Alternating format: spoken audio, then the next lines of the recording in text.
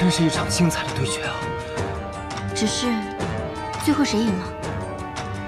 好问题，谁赢了？一身转战3000里，一剑曾当100万师。以输赢论此剑，俗了。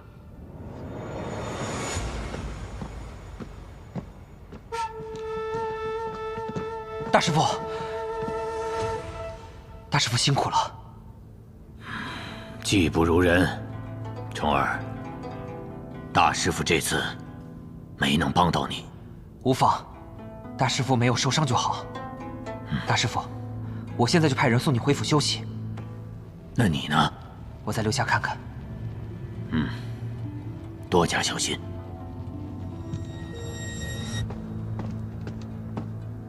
经此一役，天启城白王府的气势，回不到当初了。雷无节，别冲动。我2位剑仙师傅不在，我替他们下去问剑洛千阳有什么问题吗？再说了，他不是要杀萧瑟吗？不能让他气焰那么嚣张。还没到你逞英雄的时候呢。无双城无双，前来问剑。哎，无双兄弟，又见面了，你得好好打啊！放心，我会全力以赴的。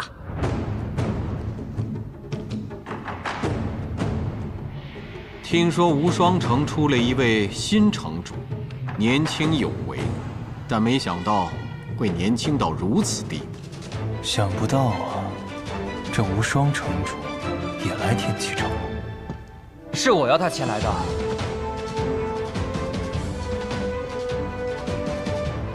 你要无双进城，是觉得他能胜得过洛清扬？无双城一直在等一个机会，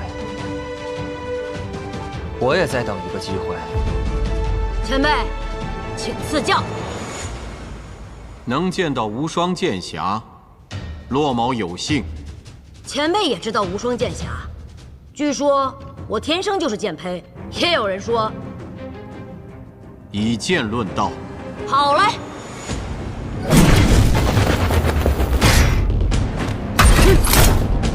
12柄飞剑，无双城100年颓唐，终于出了一名剑仙。前辈过奖了，去。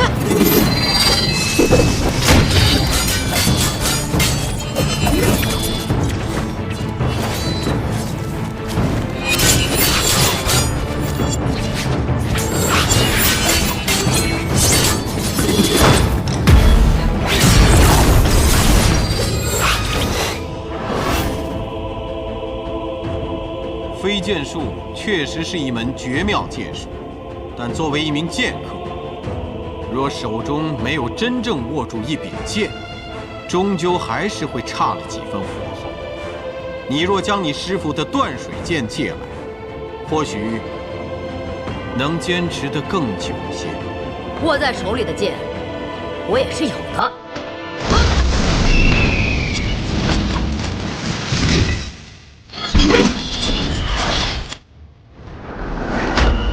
大明朱雀，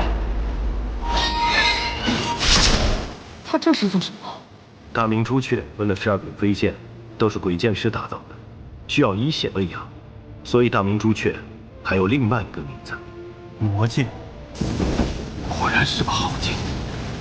杀了这个无双，我要这把剑。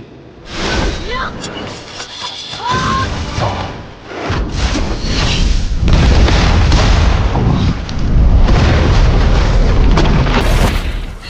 无双没能控制住大明朱雀，反而被剑给控制了。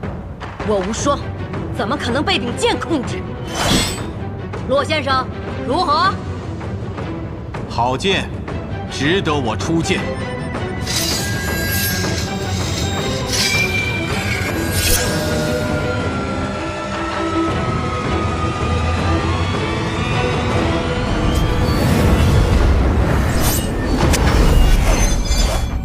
你们看洛庆阳，这是国殇剑。为什么我看他出剑有些难过？国殇之剑凄凉剑之最，洛清扬最强剑法。何谓国殇？战场之上，无勇而死者，照例不能炼以棺柩，葬入墓狱，也都是被称为伤的无主之鬼。你们知道洛清扬为什么会选择木梁城吗？昔日的木梁城作为西面雄关，曾有10万大军伏视此地，他们的国家打了败仗，仓皇离去，只剩下那些战死的将士们曝尸荒野，无人收敛。直到100年之后，化为尘土，此之伤便为国殇。何之凄凉，能抵国之气？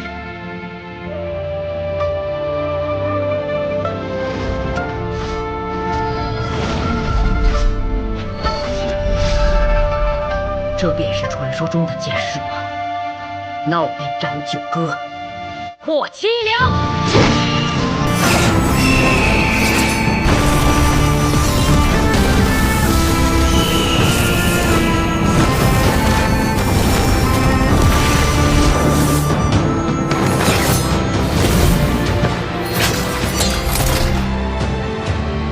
无双城有你这样的弟子，是他们的荣幸。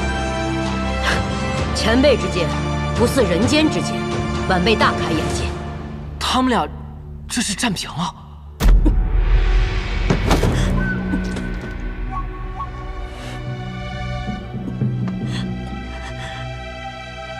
终究还是败了。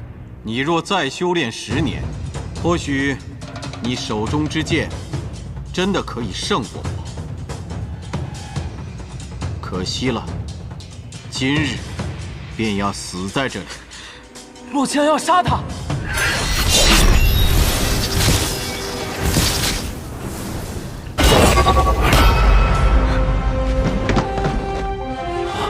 他居然这么快就上钩了，杀了他！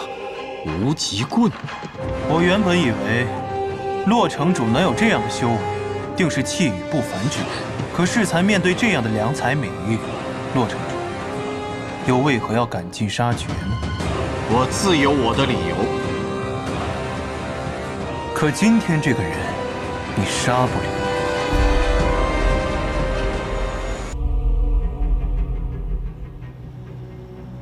二哥，带无双走。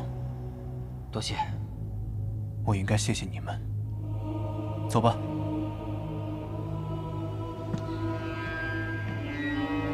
你就是萧楚河。我听说3日之后，你要带走1人，并且再杀1人。你要杀的人可是我呢？正是你。但不应当是今日。我给了3日时间问剑天启，你拿的是棍，没有资格参战。那我呢？新剑，你是李新月的后人。雪月城雪月剑仙李寒一，雷家堡雷门双子雷轰门下弟子，剑心种新剑传人雷无节，前来问剑。你个傻子，你不会觉得前面称号越长越厉害吧？好。哎，等等。等什么？前辈已经接连战了2场，并且2位对手实力都不凡。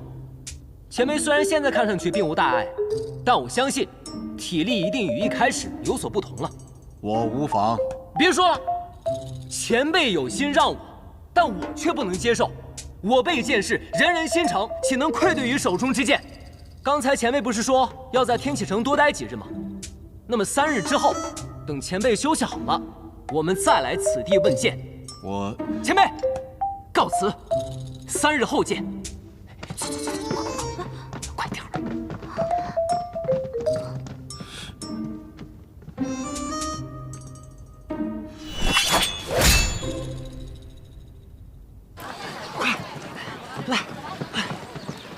雷无极，你疯了！你怎么可能打得过他？雷兄啊，你看上去单纯懵懂，其实还是挺聪明的。怎么说？刚经历了2场精彩对决，顾剑仙的神采在众多剑士中堪比神人。可当气势正旺，顾剑仙想要求剑却无人问答，雷无杰却冲了出来，一顿插科打诨，还立下了3日之约，把气氛扫得干干净净。顾剑仙想要营造的高手求败的感觉，就荡然无存了。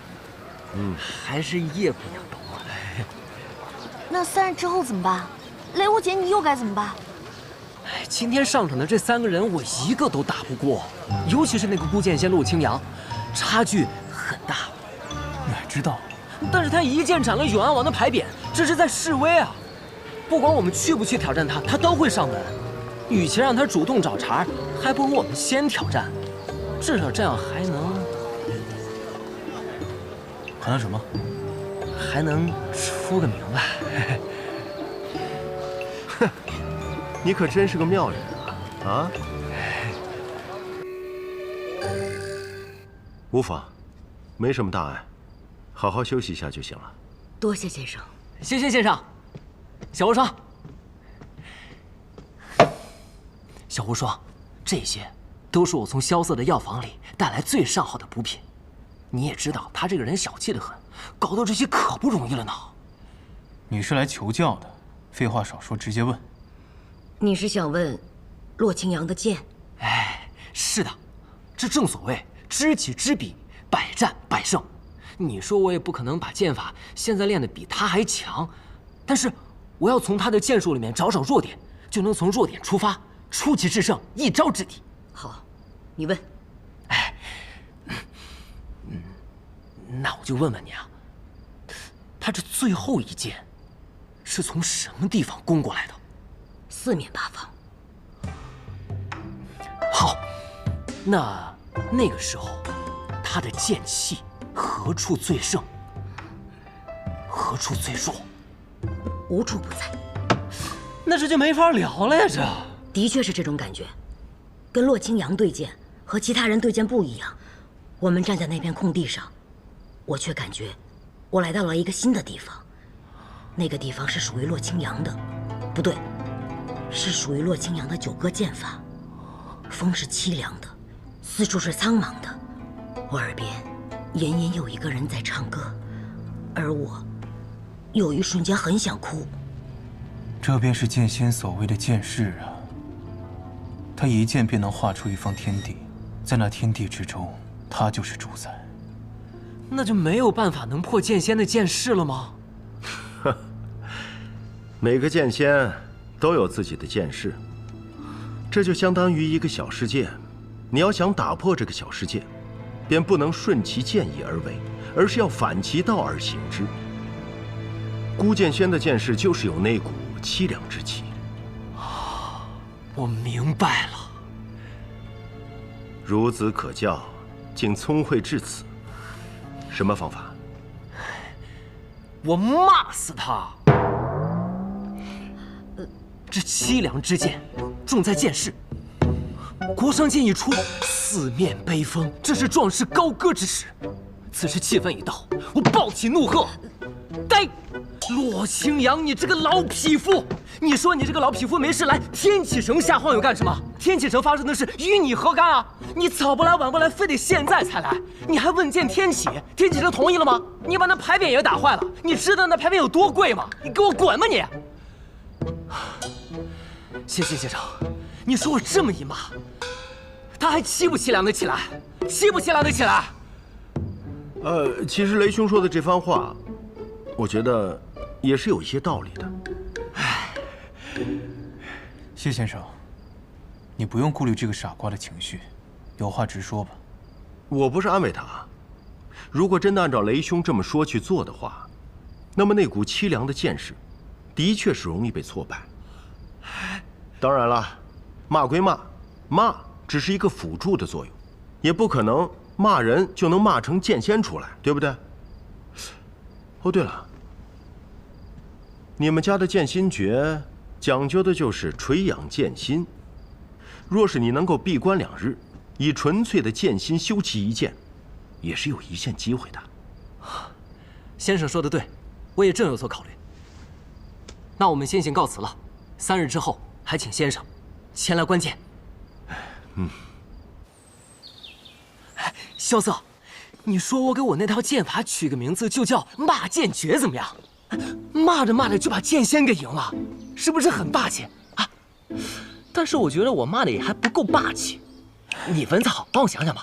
你知道你面对的是什么样的对手吗？啊，他可是冠绝榜上第1名的剑客，不输百里东军的绝世高手。所以我需要2日专心养剑嘛。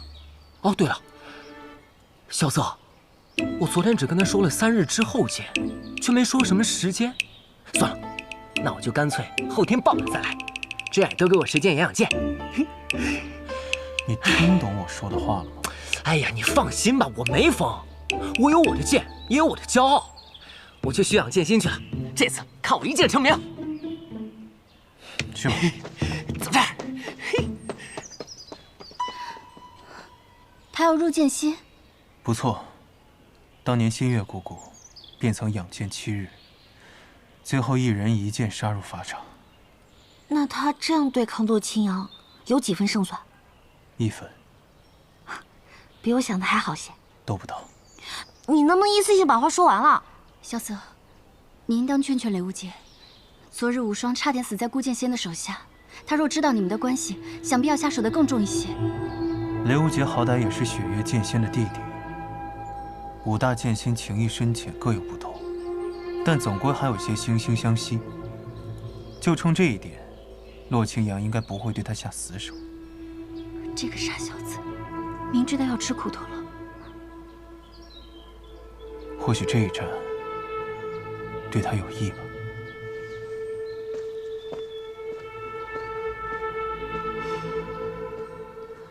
若依姐姐，洛清扬再强，也不过只是一个人，更何况在这天启城中，要杀萧瑟，真的这般简单吗？萧瑟不希望别人因为他而受到伤害。洛清扬是来找他的，那他应该负起这场战役的责任，这是他从小到大的选择。但我们也可以有我们自己的选择吧。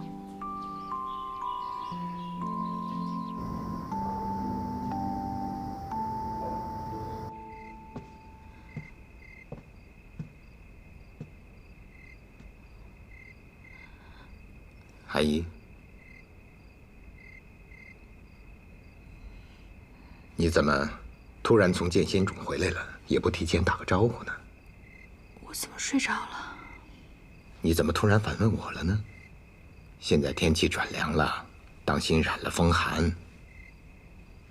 哦，怎么样啊？在剑心冢那边，功力恢复的如何呀？已经恢复3成了，不必担心。剑心冢的消息太少了，我实在有些担心，就想回雪月城待一阵子。梦见他了？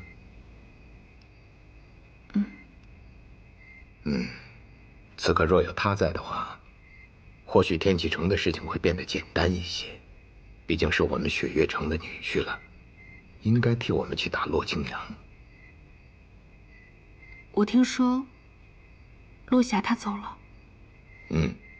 骆明轩突然对师父表达了那种情谊，他这个当师傅的一时之间不知道该怎么解决，所以他就选择了一跑了之。那骆明轩呢？也追着他一跑了之了。总会追到的。这师徒相恋在江湖中虽然也曾出现过，但毕竟还是很难被人接受的。爱情中总需要一方先勇敢一些，只要有一方愿意勇敢，那他们的感情总会走到一起的。他就是那个比我还要勇敢的人。你说的那个他，是指骆明轩，还是赵玉珍？可如果当时勇敢的那个人是我，现在会不会结局就不一样了？阿姨呀，都是过去的事情，就不要再提了。天启那边怎么样了？这次我们不能去助他们战洛清扬，那他们该怎么办？我相信萧瑟，他从蓬莱岛回来之后，我跟他聊过一次，他说他有一步棋，这步棋一定是洛清扬都没有想到的。萧瑟，军报，方才有军报传回天启了。什么军报把你慌成这样？男爵进犯我朝边境，1日之内已经攻下了我们3座城池。什么？偏偏在这个时候。是，偏偏他就是在这个时候。现在城中有孤剑仙问剑天启，边境又有男爵来犯，这一切又是萧雨的阴谋。嗨，别管是什么阴谋，我已命琅琊军全军戒备，准备连夜赶往边境御敌。想不到，前不久还兵指天启的琅琊军，现在又要替北离镇守国门，军中老将应该有所怨言吧？怨言嘛，总归是要有的。可既然肩甲上画着狼牙，就要肩负起我们狼牙的意志。哎，这几日我虽住在城外军营中，但那个什么孤剑仙的事儿，我听说了。你不必担心我，我自有解决办法。你有信心？我听说那个怒剑仙和什么无双城城主都已经败下阵来了。对，所以我打算去钦天剑，让老天师为我开天剑阁。你要去求剑？不错。世人皆以为我是姬若风的弟子，传习他一手无极棍，就以为我的武功是棍法，但其实我的剑术凌驾于棍法之上。可即便是当年副帅，也没有办法突破那座剑阁呀。总得有人去试试。你来守国门，我来定天启。你要开天剑阁？对，麻烦国师了。今日为何你那位雷小兄弟没有来啊？若是到了关键时刻，得有人替你护法才行啊。国师不愿替我护法吗？实在惭愧，自打海上仙山一战，老朽便受了重创。原来如此。我来。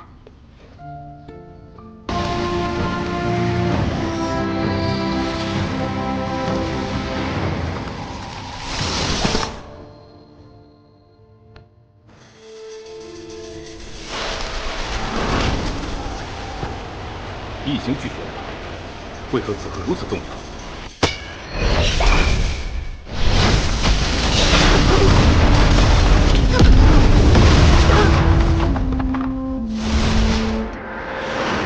如此少年，杀了确实可惜。我还没死。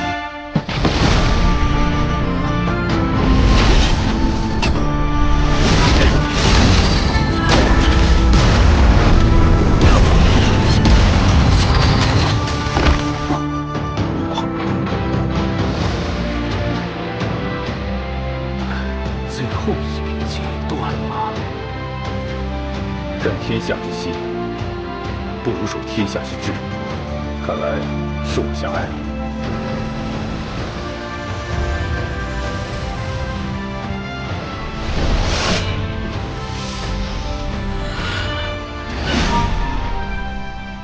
是什么东西？是有一剑划破长空。什么样的剑能有这样的威力？莫非是又来了一名剑仙？那是天斩剑，10大名剑之首。怎会如此？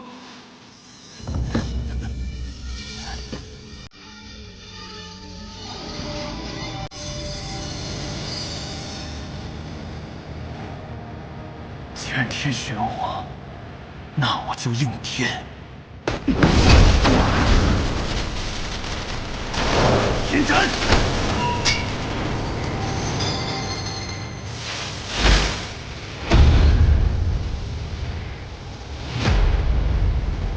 天斩剑，好！来，我愿做这天地。一剑生就消，剑仙人逍遥。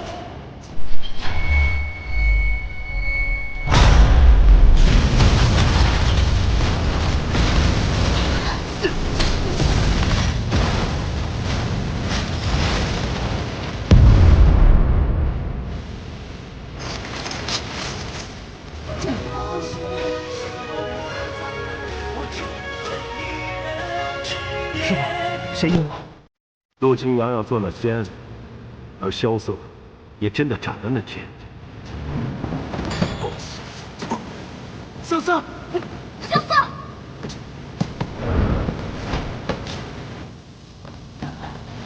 陆总，来。洛清扬神色不太对。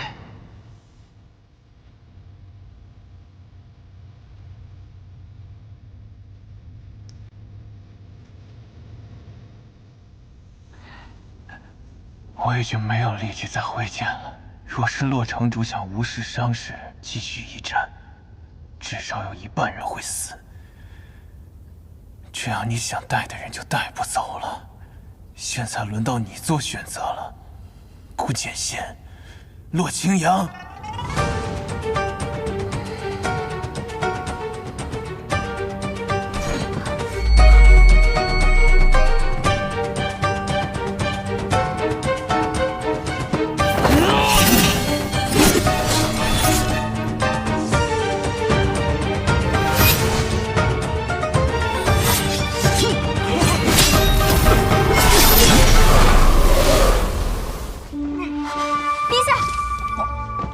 陛下，陛下，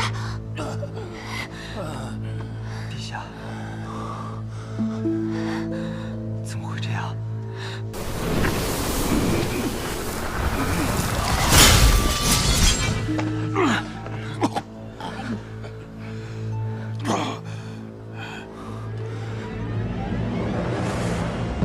圣上遭行刺，驾崩了！不要喊！圣上遭行刺，驾崩了！你喊什么？圣给我抓上起来！驾崩了！驾崩了！圣上驾崩了！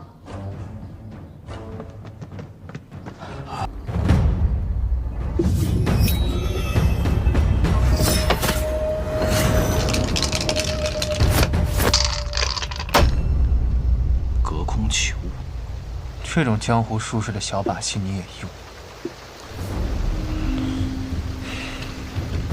怎么？过来呀！你们雪月城的人脑子里面除了打打杀杀就没别的事了。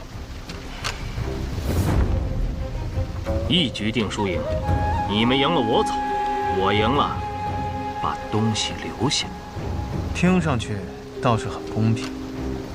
我曾经在天启城的千金台，连着跟人赌了3天3夜，最后还赢下一座城池，你可相信？耳听为虚，眼见为实。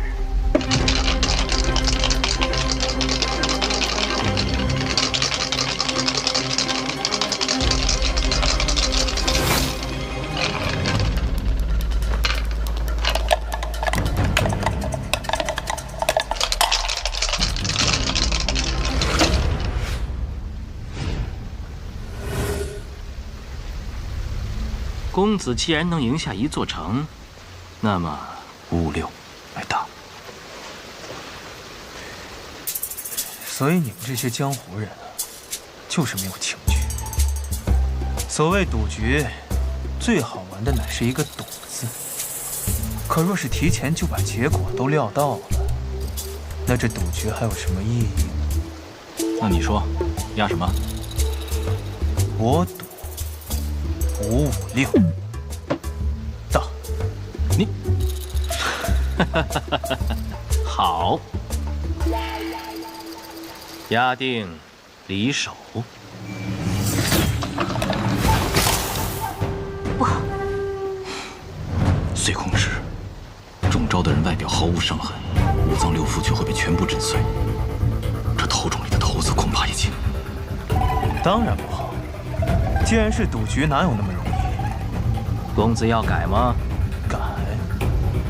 所谓赌局必胜之法，就是相信自己会赢。只要坚信自己会赢，那就一定会赢。开。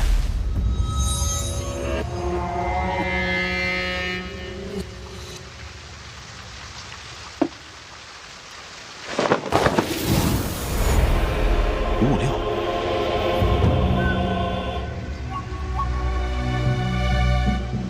公子好功夫。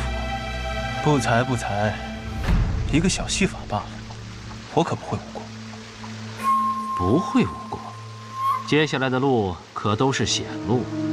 公子不会武功，还是不要趟这滩浑水的好。阁下难道是要反悔？我说过我不会杀你们，但是我的伙伴们不同，他们可没有我这么大的耐心。我们也有一个同伴，虽然他脑子不大好使，不过手上功夫不错。你的同伴未必能占得到便宜。如果你知道我是谁，定然不会这么说。天外天，白发仙。天外天，若是在12年前，这确实是一个镇得住的名字。你是谁？你怎认得我？知道你们的人不多，但总归有人知道。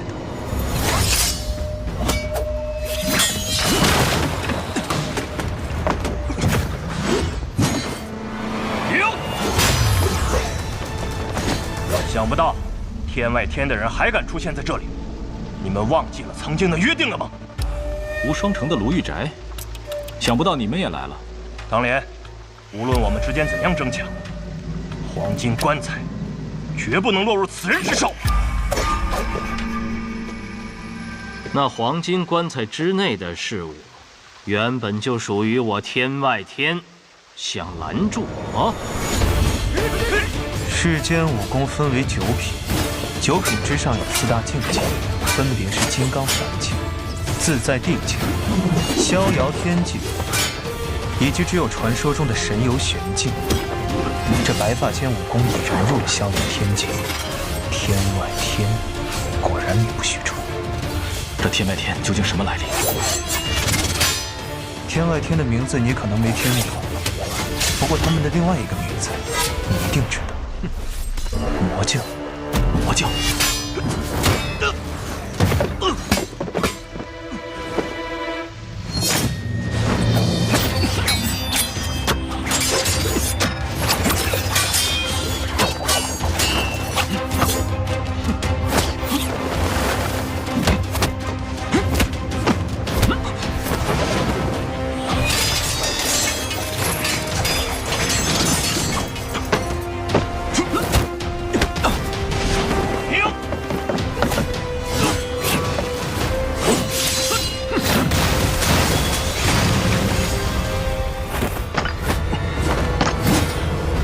有胜算吗？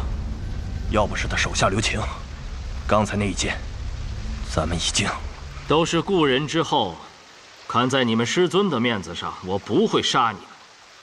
如果再敢阻拦，可就别怪我不留情面了。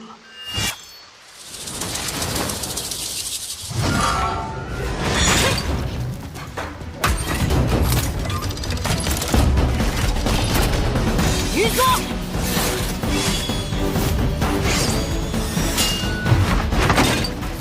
金霜，赵子柔，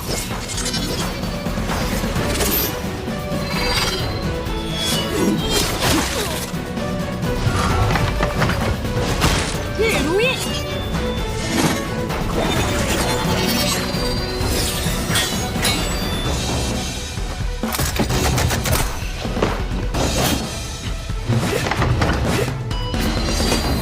无双城的无双剑匣，据说已经有100年无人能够使用它了。小鬼，报上名来。天下无双城，无双。雪月城出事之后，天下无双城就把“天下”2字去掉了吧？哼，迟早会加回来的。有趣。你想怎样？见高手不能失之交臂，自然是想向前辈讨教一下。狂妄！我可没时间跟你们耗。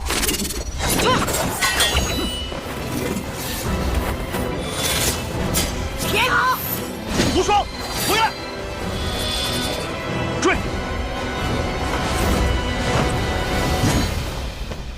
方才的白发仙说他还有同伴，我若是你，现在就去守那个棺材。还要追吗？追。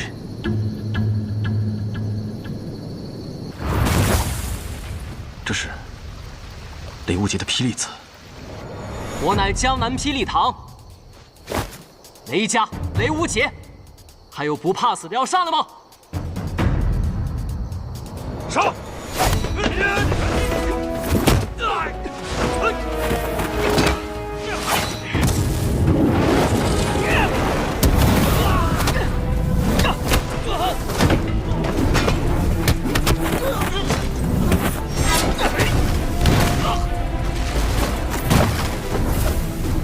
好快的速度！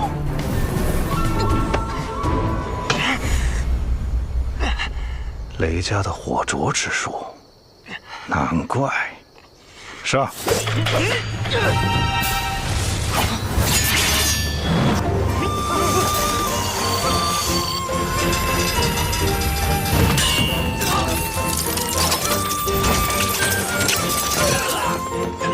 黄莲，你竟然还能活着从里面走出来！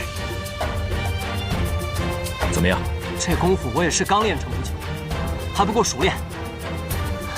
不过现在好了，打他们10个8个不是问题。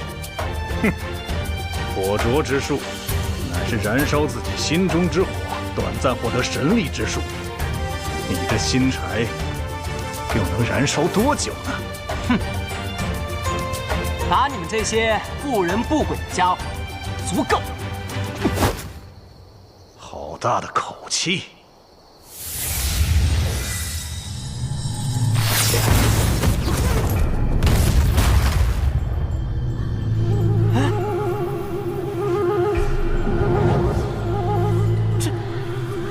这是怎么回事啊？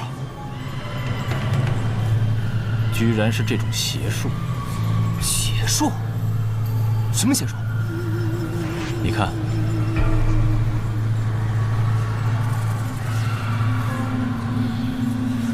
怎么了？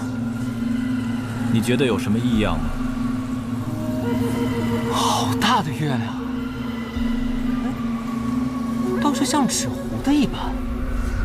今天是22，天空中本应是一轮下弦雨，怎么会出现满月？那师兄的意思是，这是孤虚之术。所谓的孤虚之术，就是一种邪门的阵法。在孤虚阵中的人，仿佛都进入了梦境一般。接下来你可就要小心了。在这孤虚之中，一切皆为虚幻，但是一切又皆可为实。师兄，你说的什么？我不太懂。小心！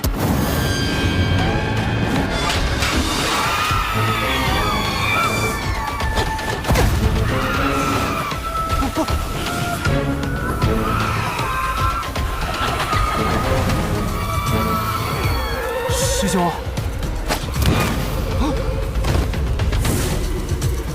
击中了！师兄，你怎么做到的？孤虚之中，无数杀机藏在其中，你所看到的不一定是真实。所以这个时候，你要放弃你的眼睛，用耳朵去听。放弃眼睛？听声辨位是血月城的必修课程。你且听好了，天地偌大，风无处不在。孤虚之中最大的弱点，便是能隔绝外在的一切声音。所以，在孤虚之中，你只需要仔细聆听。当你身边的风被撕裂的时候，就是敌人暴露自己位置的时候。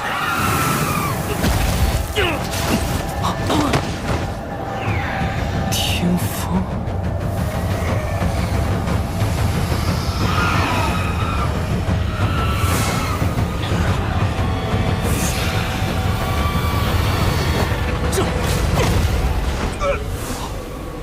击中了，天赋异禀啊！毕竟呢，也是从小习武，这听觉也是练习了许久的。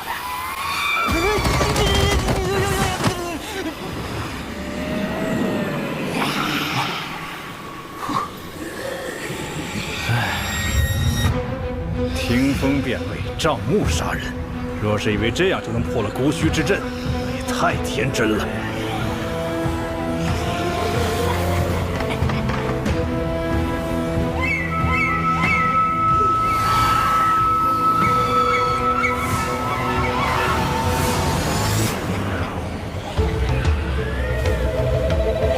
我猜的果然没错，大师兄为了见天女舞，一定要路过梅林庄。只是看这架势，他们似乎被这些人用什么阵法给困住了。难道这就是阿爹当年抵御魔教之时所遭遇的孤虚之阵？师兄，怎么那么多啊？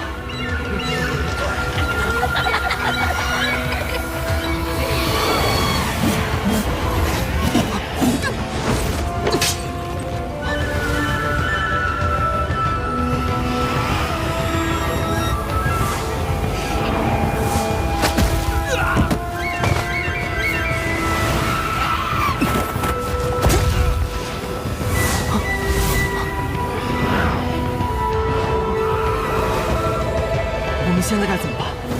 不要慌，守住心神，他们奈何不了我们。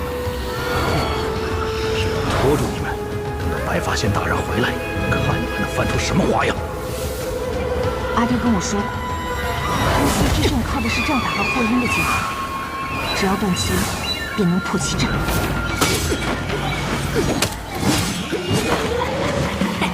师兄，什么声音？是枪击之声。前面来了，你别说话，我要去寻那声音。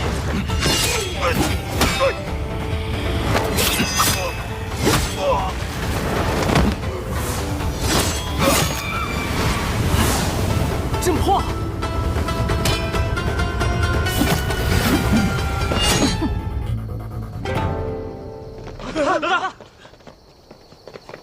怎么样，师兄？咱俩这配合简直天衣无缝。这位就是司空姑娘吧？在下刘杰。别松懈，还没结束呢。你，哼，这个邪术已经被本姑娘给破了，你们还有什么招数，就一起使出来吧。是啊，阵破了。你们到底还是跟上来了。说实话，得罪雪月城并非我们所想。不过现在看来，连无双城和天外天都参与进来了。今日我们再不出手，恐怕就来不及了。那棺材中的事物与我们关系甚大，实在是无法放弃。这棺材里究竟装的是什么？对于有些人来说，里面装的是荣华富贵；对于有些人来说，里面装的是绝世武功；对于我们来说，里面装的只是一个答案。答案？13年前。别说了。13年前望一楼惨案，望一楼一夜之间惨遭灭门，只有楼主谢柳依的长子被打晕之后，留了一命。醒来之后，却失去了那晚所有的记忆。后拜入天泉老人门下，做了杀手，江湖人称明侯。知道的还不少。可惜了，这望一楼惨案本来就是一桩无头案，即便当时有线索留下，可如今13年过去，也是无迹可寻。你真就这么确信这棺材当中有你想要的答案？不过说实话，我对这棺材倒是越来越感兴趣了。住手！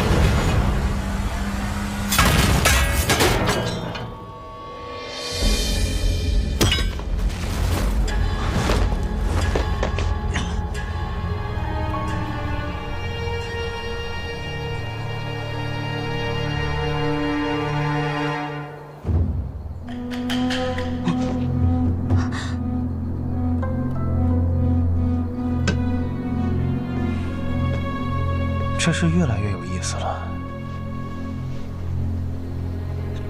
诈尸了！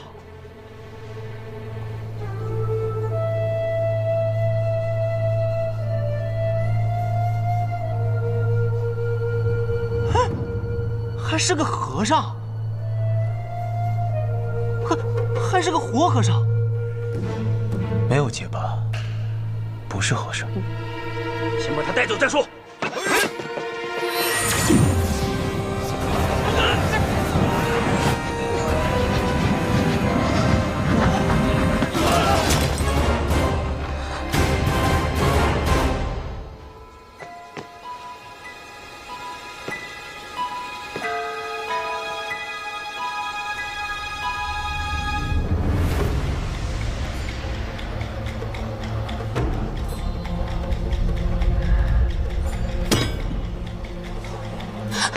您好，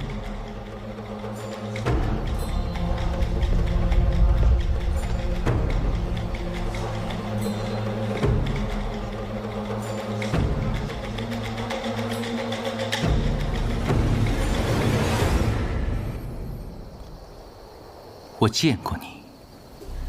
我拜会过忘忧大师，不过大师不肯帮我。老和尚早就说过，你要的答案，不论是什么，必将成为心底之魔。忘忧大师一片苦心，在下感激。但是知道了是心魔，不知道亦是心魔。也对。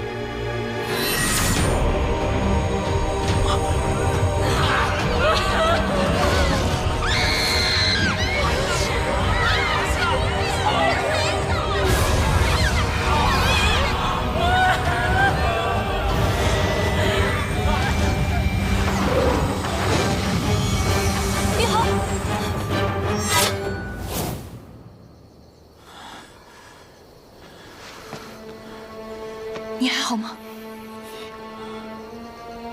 老和尚不愿告诉你的，无心已经告诉你了。这是施主的劫，施主好自为之。作为报答，我们可以带大师离开这里。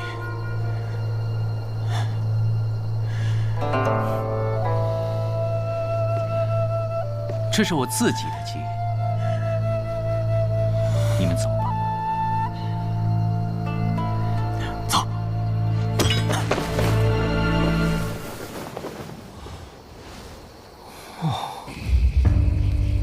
无双，无双，无双，无双，无双，无双，无双，无双，无双，无双，无双，无双，大师兄，无双，快过来！无双，无双剑侠，这怎么会这样？师弟他不会？师兄，师兄，怎么会这样？怎么会这样啊？我怎么跟城主交代呀？都怪我。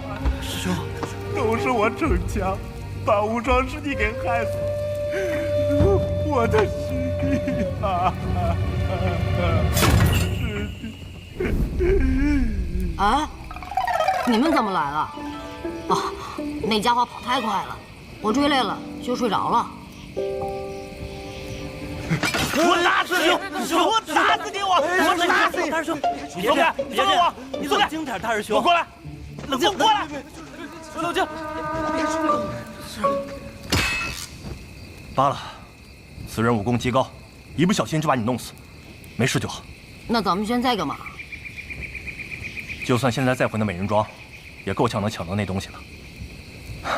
先行撤退，从长计议吧。走。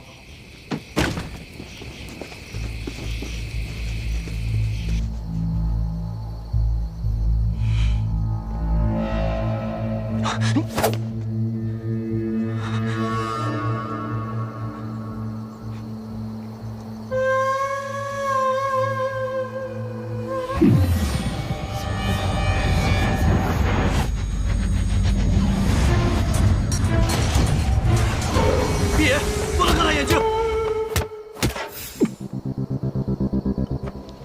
你的接头人终于到了。在下无尘，这位是我的师弟，也是忘忧大师的俗家弟子，无心。此处不是讲话之处，我们先从这里离开吧。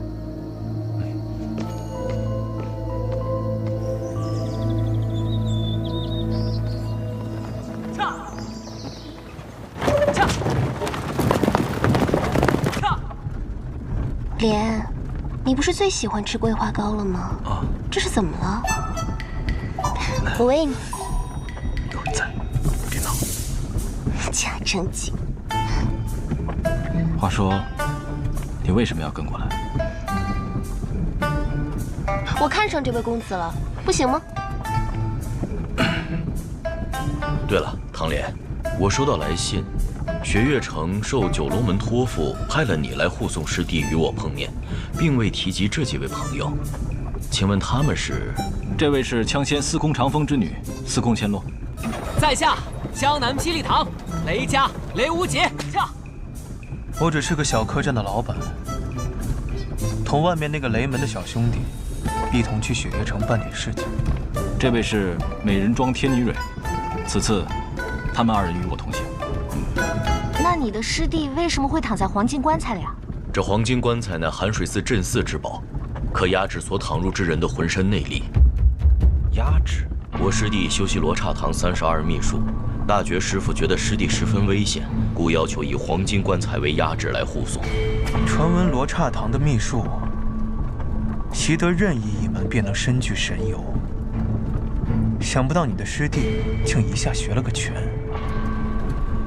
忘忧大师是昔日的禅道大宗，他为何会允许无心师弟修炼这秘术？这些就得从忘忧大师本人说起了。忘忧大师习得佛门6通，其中以他心通最为不凡。传闻去寒水寺参拜的香客，只需注视忘忧一眼，无需言语，自省心中罪恶。这么厉害，都不用说话的。他心通修炼至极致，能一眼看透人的内心，改变人的内心，是以佛法度人。不过就在几个月前，忘忧大师却忽然圆寂了。江湖传言，忘忧大师圆寂之后，尸体倒地为尘，瞬间灰飞烟灭。传言并没有错。为何突然圆寂了呀？还是江湖传言，忘忧大师是被人逼至极致，忧思而死。这位兄弟知道的很多。是的，有人一直在逼师傅交出师弟，因为我这师弟也曾展露过师傅那窥探人心之法。他练的是心魔引。心魔引，这又是什么武功？我从未听说过。他心通窥人心，悟其道。可心魔引这门武功，窥的不是人心，而是心魔。若是我没猜错，你这师弟无法正常修习佛法，所以忘忧大师安排他去罗刹堂修炼秘术。如今那32门秘术，只存在于无心一人身上，又是这般厉害，难怪会引来这么多人的争斗。大觉师傅想用伏魔神通消除无心身上的禁术，这岂不是要废了他？可据我所知，无心师弟在接到消息之后，便运用归西之术躺入了棺材中，并无反抗。那魔教对你师弟感兴趣，也是因为罗刹堂秘术。魔教？行了，知道魔教太多的事情，对你们没好处。他说的没错。你是谁？又是你。行了，把人交出来，我放你们一条生路。做梦！师兄，我来帮你。看好我师弟。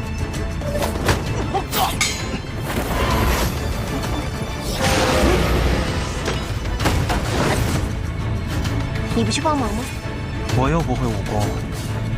看好无心。那白发仙的武功已入了逍遥天境，又岂是你们几个能讨得到好的？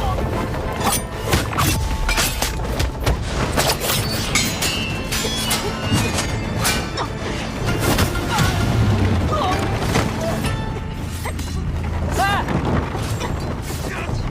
等等我！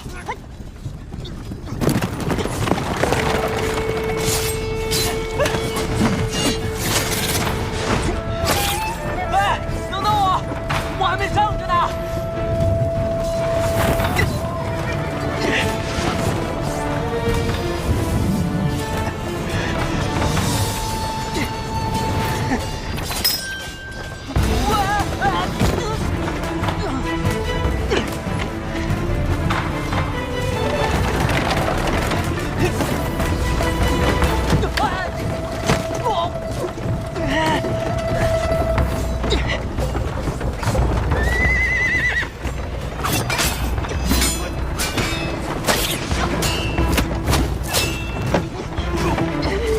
没用的，那家伙境界太高，不是你们人多就能解决。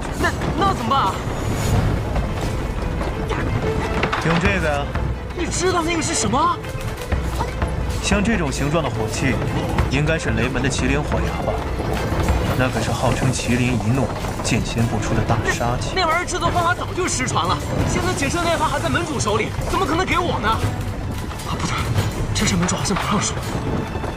雷门不幸啊。不过你说的对，也只能用那个了。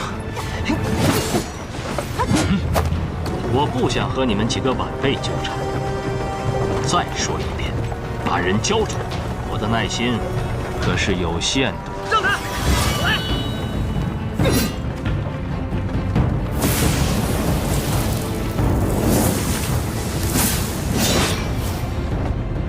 想不到竟然是这样。剑，雷门不是明令禁止门内弟子练剑的吗？这难道就是杀不剑？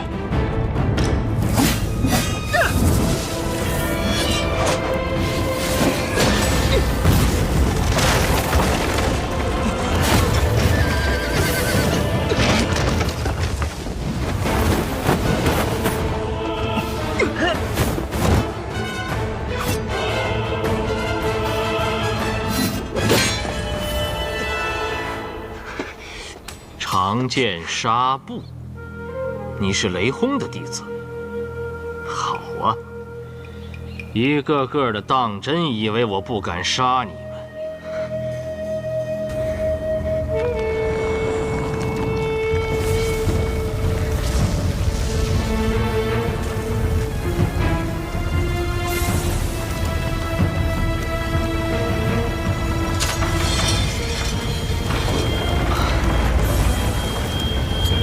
的剑气，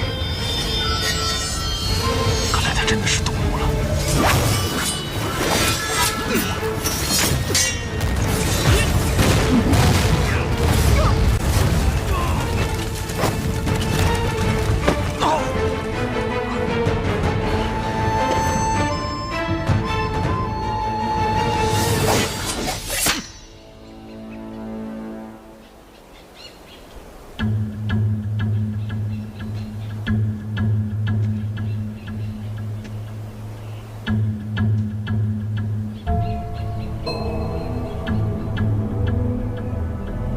香，实在是太香了。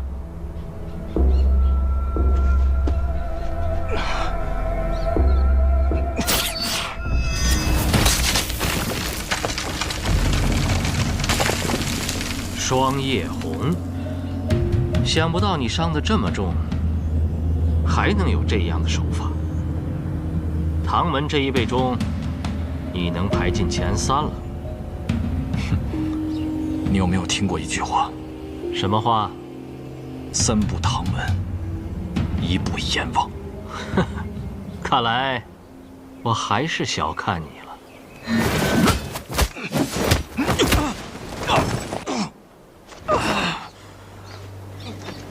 你们还有谁想来？还有我。不想落个终身残疾的话，别起来。喂，你还能不能站起来？